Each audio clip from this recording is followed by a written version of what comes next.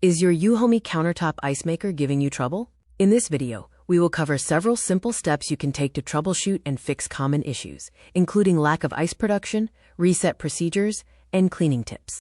If your ice maker is acting up, a power cycle is a great first step. Simply unplug the unit, wait at least 5 minutes to allow a full discharge, plug it back into a grounded outlet, and press the on-off button to restart it.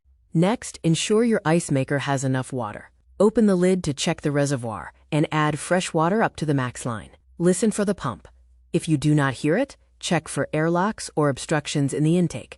Mineral buildup can cause clogs. To deep clean, unplug the unit, remove the basket, and use a descaling solution or white vinegar.